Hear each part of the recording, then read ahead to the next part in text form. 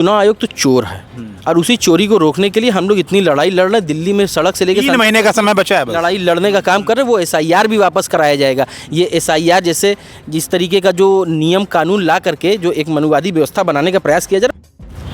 इकरा हसन का अभी एक बयान सामने आया है कि चुनाव आयोग को, जब चुनाव आयोग वोटिंग करते हैं तो बुर्का हटाने में उन्हें कोई दिक्कत नहीं होती है, लेकिन उनको डेटा देने में समस्या आ रही है। और दूसरा बयान अखिलेश यादव का अभी आया है कि एक डीएम को सस्पेंड कर दो, पूरा वोटों की चोरी रुक जाएगी। इस तरह के बयान अखिलेश यादव के भी आए हैं, इकरा हसन के भी आए हैं। प्राइवेसी को लेकर के उन्होंने यह बयान दिया है कि बुर्का हटाने पर चुनाव आयोग को शर्म नहीं आती, लेकिन इन पर उनकी प्राइवेसी का वो हनन हो जाएगा। इस पर बात करने के लिए हमारे साथ जिसान अंसारी जी हैं, यूथ ब्रिगेड सचिव हैं, उनसे हम बात करेंगे। किस तरह से देखते हैं इन दोनों बयानों को? देखिए, इन दोनों बयानों में कोई बहुत अलग या कुछ अलग इसमें कहने या समझने लायक नहीं है कि दोनों बयान एक ही है। आप इस चीज़ को समझिए कि चुनाव आयोग किस बेहूदगी से और किस तरीके का कुतर्क दे रहा है कि अगर हम वीडियो दे देंगे आपको तो वहाँ निजता का उल्लंघन हो जाएगा, हनन हो जाएगा। आप ये बताइए, निजता का हनन औरतों, महिलाओं, माताओं, बहनों का इस तरह का भाषा का प्रयोग किया है। तो माताएं बहनें सिर्फ उन्हीं की थोड़े, माताएं बहनें हमारी भी तो हैं, सिर्फ उनकी थोड़े हैं चुनाव आयोग की। हमारी भी तो माता, हमारी भी तो, आपकी बहन हमारी बहन, आपकी माता हमारी माता। तो ये बताइए, चुनाव आयोग जो कह रहा है कि वो क्या नाम है, सीसीटीवी फुटेज दे देंगे तो निजता का हनन हो जाएगा, तो क्या पूछ के लगाया था क्या उन माता बहनों से? चुनाव आयोग ने लगाया था क्या पूछ के? नहीं ना। बुर्का हटा करके आप चेहरा देख करके चुनाव वोट देने देते हैं, वोटिंग करवाते हैं, तब तो निजता का हनन नहीं होता है। आप ये बताइए, चुनाव आयोग ये इस तरीके का कुतर्क दे रहा है। चुनाव आयोग देखिए, जब ज्ञानेश कुमार जिस समय वो अपना प्रेस में जब बात कर रहे थे तो उनके पास जो भी लिखा पढ़ा जो भी आया था ना, वो कहाँ से आया था आपको पता है? वो या तो नागपुर से आया था या तो दिल्ली भाजपा कार्यालय से आया हुआ था। नागपुर मतलब संघ के संघ का कार्यालय, और क्या नागपुर मतलब, और क्या आप समझते हैं?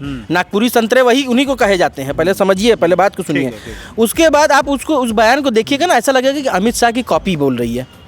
जिस तरीके से धमकाने वाले लहजे में चुनाव आयोग बात कर रहा है, बेहूदे बदतमीज चुनाव आयोग, ज्ञानेश कुमार जिस तरीके से बात कर रहे हैं, एक तो आप चोरी करते हैं, उस पर सीना जोरी करते हैं। चुनाव आयोग, ज्ञानेश कुमार कह रहे हैं राहुल गांधी को एफिडेविट देना होगा, कह रहे हैं ना, या माफ़ी मांगनी होगी। अरुण असीम भारतीय जनता पार्टी से विधायक और इस समय मंत्री हैं सरकार में उत्तर प्रदेश के। अनुराग ठाकुर सांसद हैं, उन्होंने सवाल उठाया, उनसे क्यों नहीं एफिडेविट मांगा? और इसी एफिडेविट में जब 18,000 एफिडेविट जब समाजवादी पार्टी ने चुनाव आयोग को दी, तो बताइए उस पर क्या कार्रवाई हुई? ये सवाल क्या किसी पत्रकार ने पूछा उनसे, ज्ञानेश कुमार से? नहीं पूछा। तो ये पत्रकारों की भी एक नैतिक जिम्मेदारी होती है कि ये सवाल उठाएं। और चुनाव आयोग इतना बदतमीज कह रहा है कि एक भी एफिडेविट नहीं मिला। अखिलेश यादव जी ने तुरंत वहाँ पे उनको रिसीविंग दिखा दी कि ये देखिए, ये रिसीविंग है जो चुनाव आयोग के द्वारा हमें दी गई है। अब आते हैं आप डीएम की बात पे। देखिए, लोकतंत्र इतना बड़ा देश है, सबसे बड़ा लोकतांत्रिक देश हम लोग रहते हैं, तो एक डीएम जो होता है ना, एक आईएएस होता है, वो देश की सबसे कठिन परीक्षा पास करके आता है, यूपीएससी पास करके आता है कहीं, लेकिन वो भी कहीं ना कहीं किसी न किसी पार्टी से, किसी न किसी प्रकार के दबाव से, किसी न किसी विचारधारा से, किसी न किसी प्रकार के पद के लालच से वो इन्फ्लुएंस हो जाता है, यानी कि बहकावे में आ जाता है। भारतीय जनता पार्टी टाइप के पार्टियों के बहकावे में आ जाता है। और उन्होंने जिस डीएम की बात की उसके बारे में हम भी जानते हैं, आप भी जानते हैं, किस प्रकार से उसने वहाँ चुनाव हराया था। एक जिले में हमारे लोकसभा सांसद को किस प्रकार से चुनाव हराया था, ये हमको आपको पता है। देखिए, वो डीएम चाहे जहां, समाजवादी पार्टी के राष्ट्रीय अध्यक्ष श्री अखिलेश यादव जी ने पहले भी कहा है कि उनके ऊपर कार्रवाई होना था, और राहुल गांधी जी ने भी कहा है आप रिटायर भी हो जाइएगा तब भी कार्रवाई होगी। झोटा नोच के चुनाव आयोग के अधिकारियों को ला करके कोर्ट में खड़ा करने का काम करेंगे हम लोग, विपक्ष के लोग। और देखिए, अब चुनाव आयोग एक जगह और फंस गया।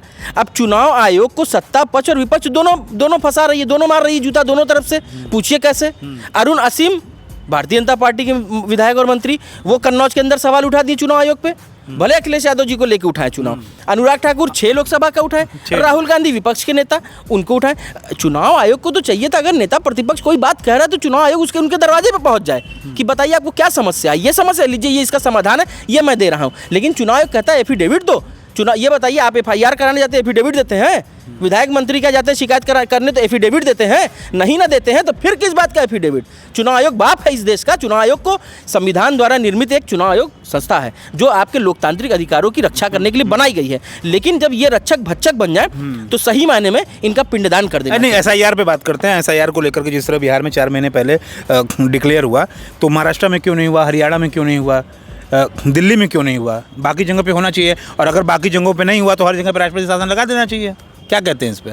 देखिए, हरियाणा में भारतीय जनता पार्टी की सरकार, महाराष्ट्र में फुल मेजॉरिटी में है उन लोग, दिल्ली में भारतीय जनता पार्टी की सरकार। बिहार में भारतीय जनता पार्टी की सरकार नहीं है, बिहार में उनके उप मुख्यमंत्री हैं। आज तक बिहार में बीजेपी अपने दम पे सरकार नहीं बना पाई, आगे भी नहीं बना पाएगी, ये मेरा बयान है, इसको आप कहीं नोट करवा लीजिए। नीतीश कुमार को कमजोर करने के लिए ये एसआईआर लाया गया है, विपक्ष को कमजोर करने के लिए ये एसआईआर लाया गया। एसआईआर मतलब आप क्या समझते हैं? ये एक आधुनिक मनुवाद है, ये जान लीजिए, ये मनुवादी विचारधारा। एसआईआर आधुनिक मनुवाद है। एसआईआर आधुनिक मनुवाद है। मैं इसको स्पष्ट कर दूं कि दलितों को, पिछड़ों को, अल्पसंख्यकों को, शोषितों को, वंचितों को, किसानों को, बेरोजगारों को, कामगारों को, मजदूरों को वोटिंग प्रक्रिया और लोकतांत्रिक प्रक्रिया से दूर रखने की एक साजिश है एसआईआर। जो 65 लाख नाम काटे गए हैं, अभी सुप्रीम कोर्ट ने कहा आप इसको 48 घंटे के अंदर प्रकाशित कीजिए। वो कह रहा है कि अभी तक प्रकाशित किए नहीं है, और अभी देखिए उसमें क्या क्या तरीके का कुतर्क देता है चुनाव आयोग। और अगर वो प्रकाशित हो गया तो आप देखिएगा उस लिस्ट में किन लोगों का नाम काटा गया है। इस देश के अंदर कहते हैं कि आधार कार्ड हम नहीं मानेंगे। सुप्रीम कोर्ट को देने के लिए चुनाव आयोग तैयार हो गया है। सुप्रीम अब मुद्दा ये उठ रहा है कि वेबसाइट पे डाल दे। कुछ लोग कह रहे हैं कि चुनाव आयोग अपने कि आप अपने वेबसाइट पे डालिए। सुप्रीम कोर्ट ने भी यही कहा है, वेबसाइट पे डालिए, लेकिन इन्होंने तो वेबसाइट पे से वोटर लिस्ट गायब कर दी है। पता है कि नहीं आपको?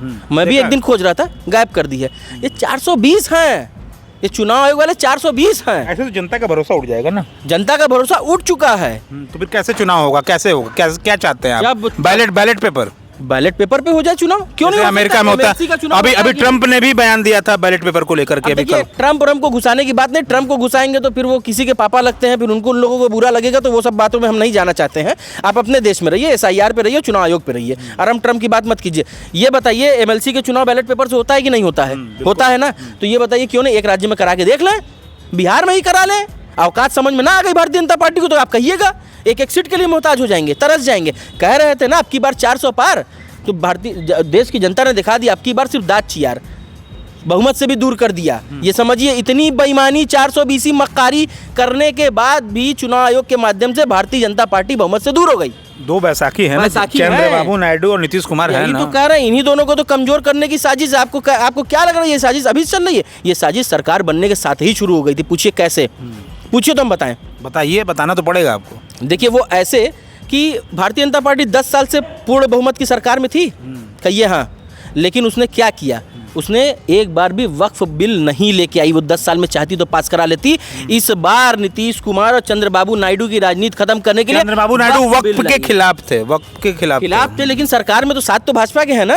तो उन्हीं की राजनीति खत्म करने के लिए, बिहार से नीतीश को खत्म करने के लिए ये भारतीय जनता पार्टी की साजिश उस समय से चल रही है। जैसे मायावती को खत्म कर दिया, जैसे मायावती जी को खत्म कर दिया गया। दलितों की मसीहा कहलाने वाली मायावती आज बताइए सड़क से कोसों दूर हैं, सच्चाई से कोसों दूर हैं, दिल्ली आवास में बैठी हुई हैं। और अब तो हमको ये भी सूचना मिल रही है कि कहीं ना कहीं अंदरूनी गठबंधन भी है भारतीय जनता पार्टी के साथ। वो दलितों को भ्रमित कर रही है, हमारे भाइयों को, हमारे दलित भाइयों को भ्रमित करने का काम कर रही है। दलित वोटर तो चंद्रशेखर रावण की तरफ भी भाग रहे हैं और भाजपा की तरफ भी भाग रहे हैं, इसमें कोई दो राय नहीं। दलित वोटर ऐसा नहीं है कि सिर्फ चंद्रशेखर रावण की तरफ भाग रहे हैं। आप 2024 के लोकसभा चुनाव में देखा जिस प्रकार का प्रदर्शन समाजवादी पार्टी ने किया, फुल चोरी, बेईमानी और डीएमओ के खेल खेलने के बाद भी जिस प्रकार का प्रदर्शन समाजवादी पार्टी ने किया, इससे आप ये नहीं कह सकते कि दलित वोटर जो है चंद्रशेखर रावण की तरफ भाग रहे हैं। चलिए आखिरी सवाल का जवाब दीजिए। चुनाव आयोग पे इतने हमले आप लोग कर रहे हैं, अब चुनाव आयोग पे भरोसा आपका उठ गया है, ठीक है, आगे की चुनावी प्रक्रिया पे तो भरोसा भी, उस पर भी उठ ही जाना चाहिए आप लोगों का।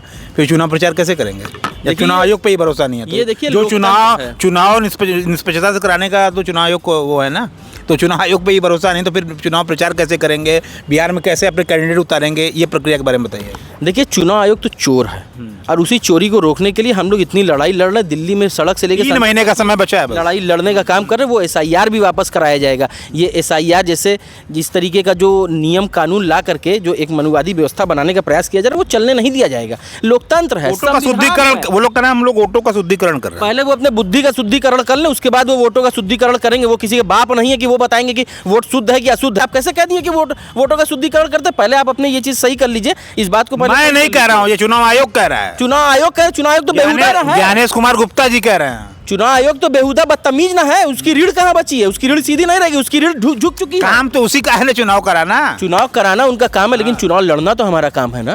चुनाव लड़ना तो हमारा काम है, हमारा संवैधानिक अधिकार है ना। तो हम कैसे लड़ेंगे, ये हमारी आगे की स्ट्रेटजी है। कैसे हम चुनाव आयोग को पीछे ढकेलेंगे, कैसे उनकी चोरी बेईमानी रोकेंगे, वो हमारी स्ट्रेटजी है, वो मीडिया में नहीं खोलेंगे। तो ये थे हमारे साथ जिशान अंसारी जी, जिनका स्पष्ट रूप से कहना है चुनाव आयोग चोर है और मूर्ख भी है। इस तरह के उन्होंने आरोप लगाया। देश की बात के लिए जितेंद्र यादव, जिशान अंसारी जी के साथ धन्यवाद।